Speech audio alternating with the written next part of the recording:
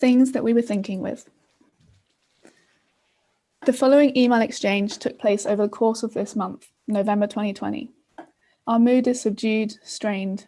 We are satisfied, but at full capacity, worn out by this year's events. But we did take joy in writing and receiving these emails.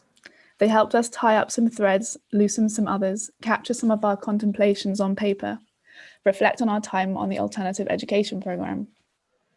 As it may become clear, we did not set out to respond to anything fixed or set ourselves rules or guidelines for how to formulate this exchange. Instead, we used it as a way to muddle through our thoughts together and invite you to listen along. This is an abridged version of our conversation. The full exchange is over on our website if you care to read it. For context, we are Georgie and Joe, co-founders of Plot Twist, a literary collective, reading group, occasional publisher and alternative learning space, which was born from a frustration with our previous education and lack of space for critical discussion and knowledge exchange in Amsterdam. We applied to Rupert's alternative education programme with an idea to develop a toolkit for practicing care and community in care. But over the course of the programme, it became urgent to think about this in light of the current situation, isolated, separated, connected only by the internet, and realizing too that we would be participating in the programme from overseas, Joe from Glasgow and myself from Amsterdam, rather than in person. 10:41, 22:41, 5th of November 2020. Dear Joe, it feels very fitting and momentous to be beginning this email exchange with you on none other than your 31st birthday. Double Scorpio Queen. I'm very sad that we aren't in the same city on this day, not even connected by the same land, though I guess it hardly matters where anyone is situated right now. I've already been in one Zoom meeting with you today, we have another later, and you've just messaged with a picture of yourself with the flowers Elisa and Sophia and I sent you. What can I say? I spend more time with you than I do anyone else. That's perhaps a good entry point into what we've been mulling over these past few months. What does it mean to spend time, good meaningful time, with others when you aren't physically in the same space? What does it do to our relations, our patterns of communication, capacity for expression, mannerisms and effective ties, when we are disembodied and reincarnated as two-dimensional selves, enabled by tech infrastructures that care nothing for our own health and safety? What new languages, codes and practices must be invented and implemented? And how do we go about creating them? Something that has struck me most over the past few months is the extremity with which all this information is flooding my screen without respite. News articles, Zoom meetings, WhatsApp conversations, lecture notes, and Twitter rants are shoved together in strange and jarring ways, spilling into the next, to the point that they are one and the same, contrasted with me sitting completely still behind my laptop, whilst I bite my nails and whinge and eat crisps. I come home from the studio in the evening and I'm completely wiped out by the physicality of all this stuff. We've been very inspired by the writing and practice of cyber doula Olivia Michaela Ross and Nima Gither, who coined the term data healing, which is a remedy for the trauma caused by the internet, the effects of moving about in cyberspace. I'm wondering whether you have managed to implement any of their healing techniques into your daily life. What other ways do you remedy the trauma of living online? G. P.S. It's somewhat disconcerting to write this email with the knowledge that I might be reading it aloud to an audience soon, but I tried to banish that image from my head and imagine writing it to our future selves instead. It made me feel more at ease. A little tip for you when you respond.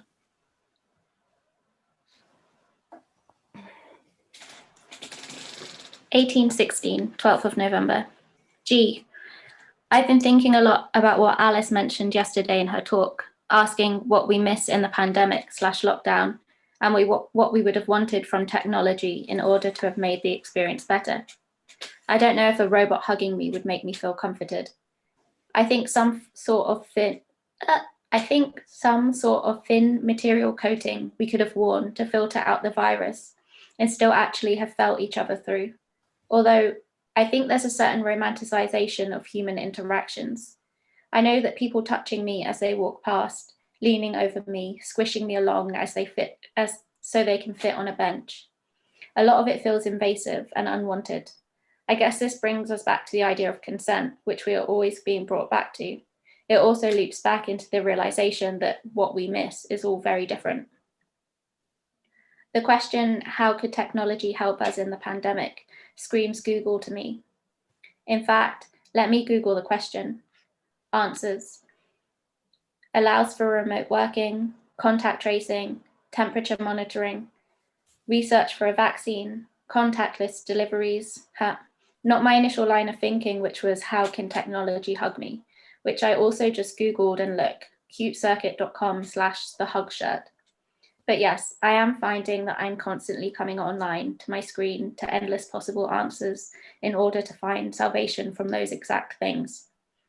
My Google history is obviously not limited to, but does include self-massaging for aching jaw, natural migraine remedies, essential oils for anxiety, breathing exercises for anxiety. I'm online for ways to feel better when I'm offline, and offline, I'm trying to find ways to heal so I can get back online.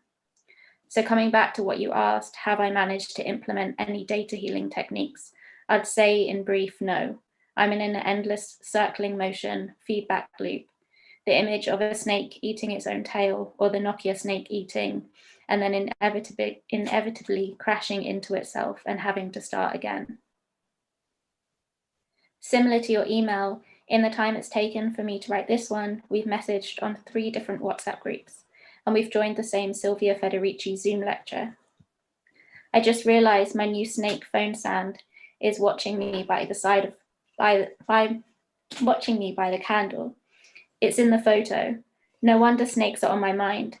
This is the result of not going out for days. I'm restricted to my immediate surroundings for imagination and inspiration. Anyway, here is a photo of the candle slowly burning down and, of course, the snake.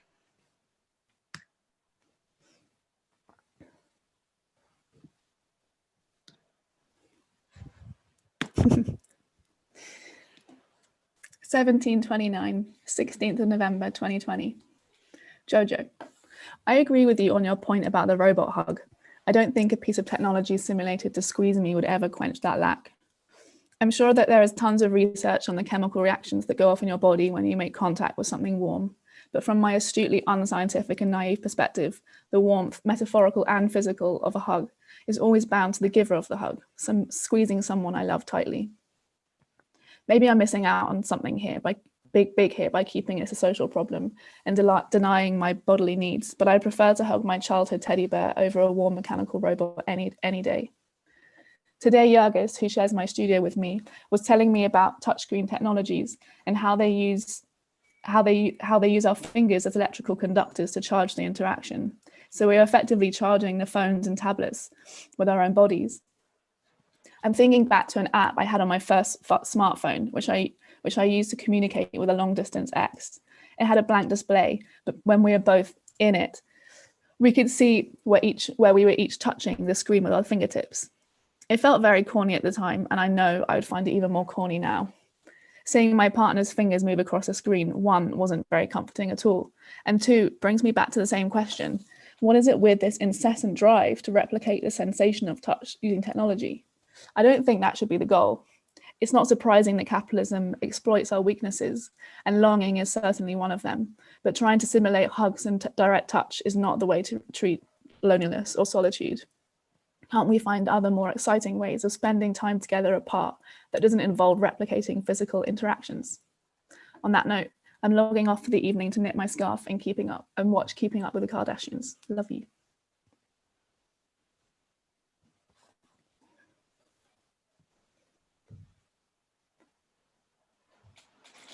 (1608), 18th of November. I had a nice call with Andrea this week. Both of us were tired and unable to speak, but wanted to spend time together. So she propped me up against the knife rack while she cooked and talked me through the spicy pasta she was making.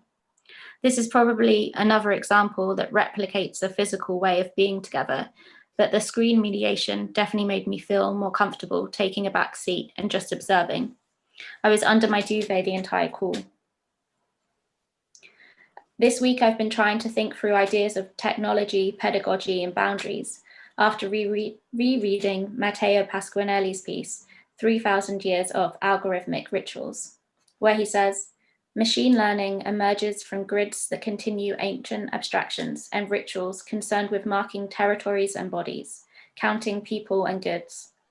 This idea that algorithmic bias online emerges from historical bias away from keyboard isn't new, but I like the way he also demystifies algorithms as recent or as a product of the West. Do you think by understanding the history of these processes, we can better influence them in the present and in the future? I like how Flavia Dozan describes the algorithm as an epistemic and pedagogical interface. I wonder how outsourcing our behavior and our desires leave space for change. Did you manage to read any of Glitch Feminism yet? I've only dipped in, and from what I can understand, the idea of a glitch is an error or a failure, a way of pushing against boundaries, readability, and algorithms. Using a VPN or firewalls are an example of glitch feminism. I'm trying to connect it back to what you've taught me about failure, especially Jack Halberstam's work and Sarah Ahmed's queer phenomenology, like encouraging slips and slides in new directions as a means for creating space for new possibilities. There's a very visual metaphor about space and the position taken in it or the need for it. Now I'm thinking about boundaries and being boxed in versus needing to create our own boundaries. Setting boundaries can be a beautiful way to reconnect. This is very 9 of Wands energy, actually. Jessica Dore relates this tarot card to communicating boundaries and informed consent. She says, let others know the rules of engagement so that they can make educated choices. I think this is interesting because while we're creating our own boundaries, we're also having them constantly imposed on us, and people are often blind to these until they or someone else stumbles into them. For me, the 9 of Wands really asks us to think what defenses, walls, and boundaries reveal about ourselves. What are we, collective or individual, yearning for? Lots of love, Joe. P.S. Did you hear that dolphins might be going extinct? Here is a stream of smiling dolphins for you.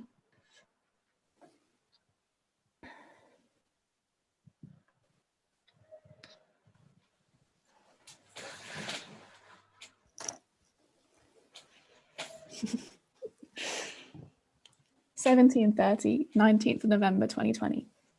But your interaction with Andrea sounds wonderful. I don't think you were replicating a physical way of being together. She really was cooking her dinner and you really were tucked up in bed. The exchange was simply mediated by a screen. I struggle with technology programmed to hug or apps designed to mimic a sensorial experience of touching each other that tries to dissolve the distances between the two users. It lacks the totalizing sensory experience of actually being together, the smells, feel of the fabrics, noises in the environment you are in that you see and hear together. Technology, until now at least, has always fallen short in this regard. And by this, I don't mean to privilege face-to-face contact. I just don't think it makes sense to use communication technologies to pretend the distance isn't there. Technology has so much potential to create other kinds of worlds. Why not run with that? On a slightly different note, I've just finished reading an interesting essay called Magic in the Machine by David Abram, who is an ecologist and philosopher. He writes very compellingly about animism, the belief that all objects, places, and creatures all possess a distinct spiritual essence, are aware, have agency, and have the capacity to act, albeit some rocks, mountains, and trees are much slower than others. Whilst I'm not sure I'm fully on board with some of his conclusions, he makes a fascinating point about the way digital technologies are being designed to co-opt and mimic our senses and how we participate with our surroundings. Take Siri and Alexa, fridges that talk to you, the constellation of technologies that form the Internet of Things, which integrate seamlessly into our lives. All these digital tools are outfitted with sensors programmed to speak our language, to recreate a sense of living in a world where everything is animated in some form. Our technological devices are anthropomorphized, and yet simply by virtue of their creation, they will always disappoint. Animism is predicated on the notion of a radical, more than human otherness and mystery, the mystery of a spider web, a forest, a creature and its ancestral roots and histories. Technology, rather, has been humanly engineered and programmed. Instead, all that surrounds us is an extension of the human nervous system. Abraham says, as we enter more deeply into the world of ubiquitous computing, we increasingly seal ourselves into an exclusively human zone of interaction. Anyway, I mention this because, just like algorithmic bias, it illustrates how deeply flawed technologies are, how lacking in neutrality, how human-centered, how contrived, how artificial. Even at their most convincing, they are still violent, and we always have to be suspicious of what's under the surface, who's engineering and who's coding it. And speaking of boundaries, I really recommend reading Boundaries as Invitation rather than Limitation. It's on our Arena page if this link doesn't work. But it's a conversation between Lucas La Rochelle and Rudy Acker, which I think really chimes with what you were saying. The title kind of speaks for itself, but here's a small passage from the intro. If we are able to reformulate our boundaries as needs, which is rooted in the possibility of them being met, rather than as limitations, we might be more equipped to meet each other more fully and openly at our self-perceived borders. It is at that boundary space where we can begin to acknowledge one another as self-sovereign, but also understand that self-sovereignty is only one component of what it means to be a person in the world who is always in relation to other human and non-humans. G.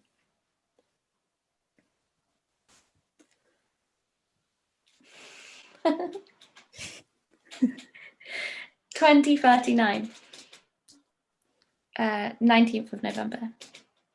I had a weird sensation reading that just now.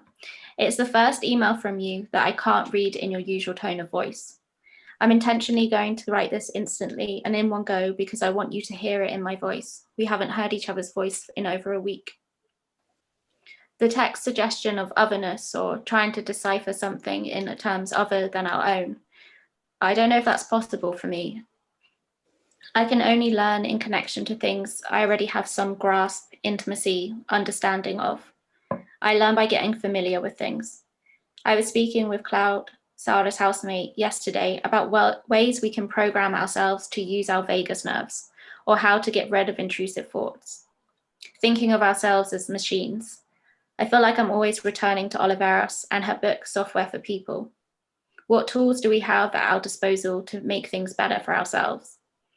What instructions or recipes or meditations can we write, formulate, code? Also connecting back to Ursula Le Guin's idea of technology as ways for us to engage with the material world or solutions. Dinner is ready, so I'm off. Love you and hope you are healthy and in a good mood and have a nice big dinner this eve. Joe.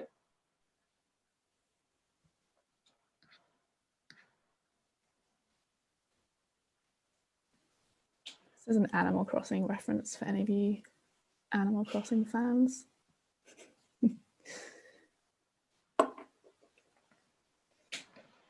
(1759), 20th of November. I want to segue to another conversation because I feel like we need to cover some more ground. Maybe we should address this imaginary toolkit, the project we applied with to the AAP. At the moment, the contents of the toolkit exist in loads of tiny fragments in my head, in yours too, I think, but the fragments don't yet have a form. They need more time to develop. I think the biggest trouble we've had in bringing the toolkit into the material world is that it feels difficult to create a toolkit for anything without sounding formulaic and ordered. And we want our toolkit to be a container of reflections and questions and pointers for others to be able to have access to. And yet I'm still processing so much that I'm not able to make sense of anything anyway, let alone make it articulate or useful for anyone else. Maybe it will help to give the voyeurs of this conversation an idea of what the contents might be, or the goal. Can you paint me a little picture? I'm going home to cook fish and potatoes. G.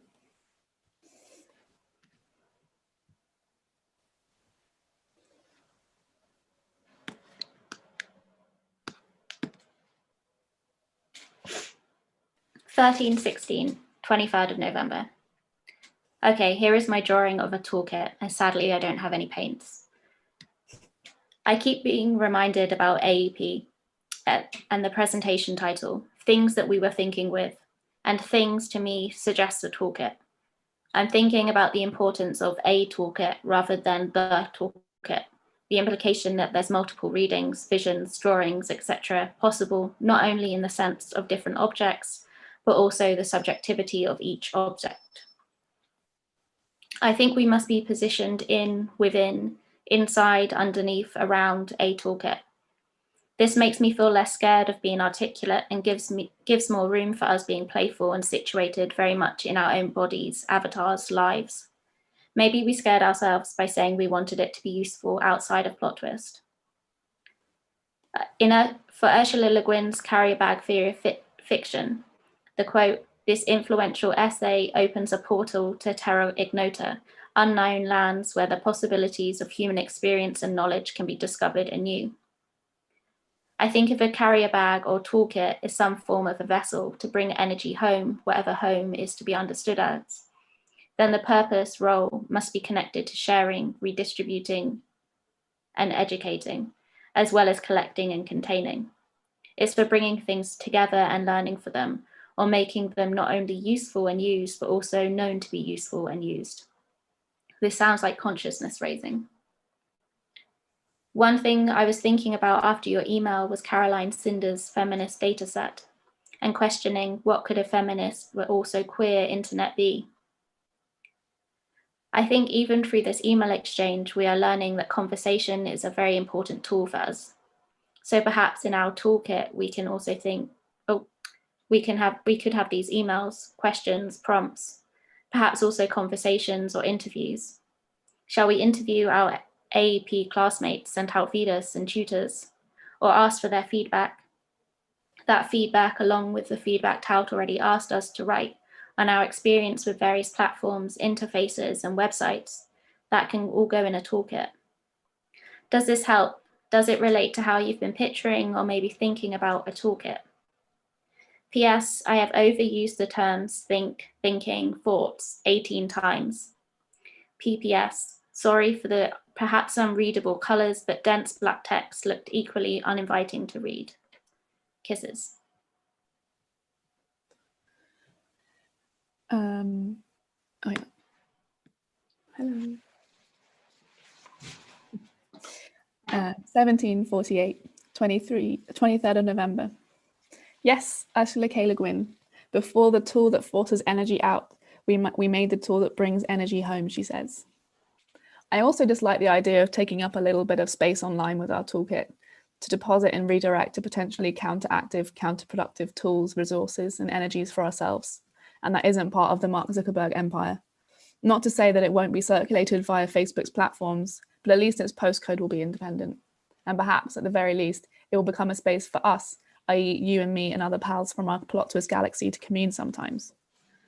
I too would like it to be able to house many different formats, sometimes an essay rant, sometimes a sound piece, and I'm thinking Enya's Caribbean Blue, sometimes a gentle and affirming conversation, maybe a prompt to go for a walk or call a friend, useful tips and reminders for protecting ourselves online, etc. In fact, the toolkit isn't about practicing care, it is a practice of care. There was something that Tot Vida said once, that in times of uncertainty, aka now, structure can be a form of care. Thinking to Joe Freeman's essay, The Tyranny of Structurelessness, which I found very useful for hosting our reading groups, I agree. Although I can't say we will have made him proud with these emails, but I guess that structure doesn't have to be linear, so long as we hold our readers' hands and signpost everything well. This is important, especially since it's so easy to get lost in hyperlink swamp. I really like this article written by Laurel Schwalst. My website is a shifting house next to a river of knowledge. What could yours be? Where she invites us to metaphoricize websites as physical spaces, to help us build them as plant, as garden, as flock of birds. She says that we should all have and build websites to take the internet out of the hands of nasty corpse and breathe life back into it, a vast network of interconnected individual nodes. So maybe ours is a bag, or maybe it's a natural pond where rainwater is collected over a long period of time and eventually becomes a small but lively ecosystem. Here is a pic of me wearing my scarf on my head. It looks like I have long brown braids.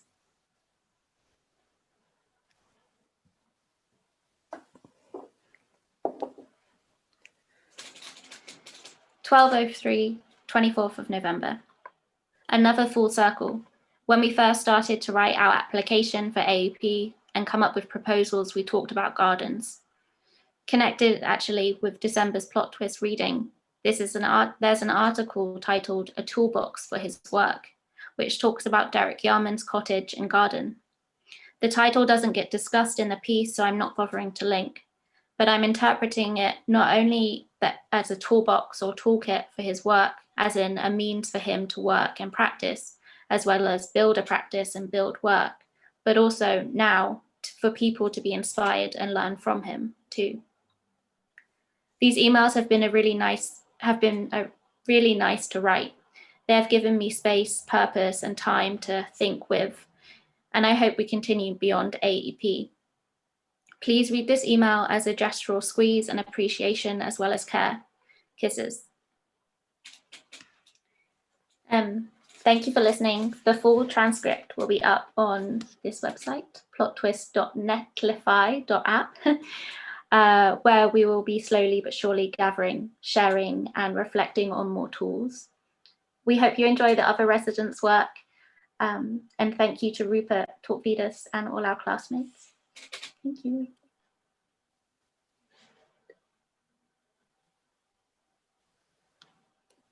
Have I done it? I don't think so. I don't know how to get off. I can't do it, I'm afraid. I think Gabrielle might need to do it. Is it not at 3 dots? No, not anymore, because I'm not the host. Oh, shit.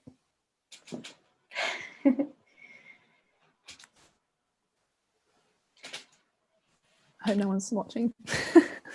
I just press leave. Yeah, maybe. Okay. Bye. Yeah. Yeah.